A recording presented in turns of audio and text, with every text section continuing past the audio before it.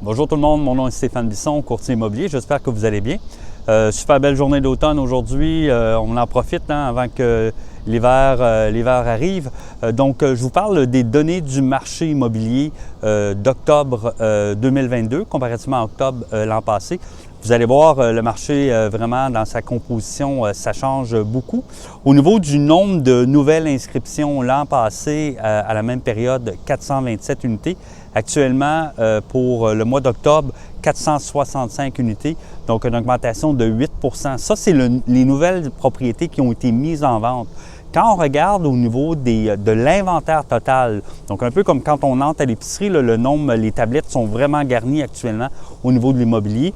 L'an passé, 691 propriétés. Actuellement, 1076 propriétés. Donc, une augmentation quand même assez notable de 55 %.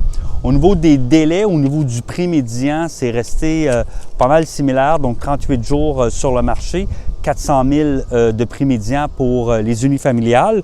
Au niveau du nombre de ventes, mais nécessairement le nombre de ventes, comme vous avez pu constater, l'augmentation d'inventaire nécessairement signifie également un ralentissement au niveau des ventes.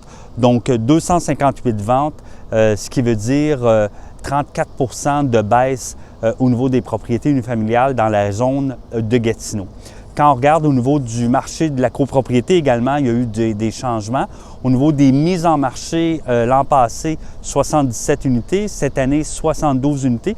Donc, un léger repli de ce côté-là. Au niveau de l'inventaire global, l'an passé, 98 unités. Actuellement, au 31 octobre, il y avait 176 unités de copropriété disponibles.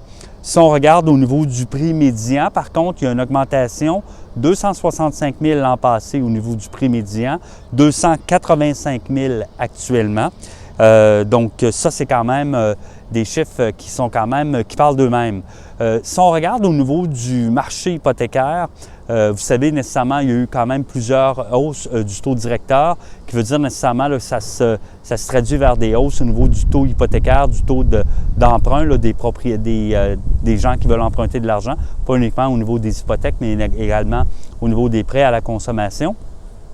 Chose qu'on doit s'attendre au cours des prochains mois, c'est un ralentissement de la cadence au niveau de l'augmentation des taux.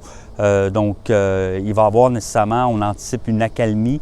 On a vu cette semaine dans l'actualité que le marché de Toronto aurait atteint un mode de stabilisation, qu'on dirait.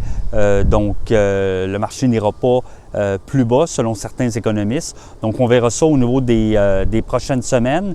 Vous avez des questions par rapport à l'immobilier, vous avez des questions par rapport à qu'est-ce qu'on fait par rapport à une hypothèque, par rapport à certains travaux qu'on voudrait faire et tout ça, n'hésitez pas, l'équipe de Keller Williams Distinction est là dans la région avec l'information pour justement en discuter avec vous. N'hésitez pas, kwdistinction.com. Au plaisir, merci à vous.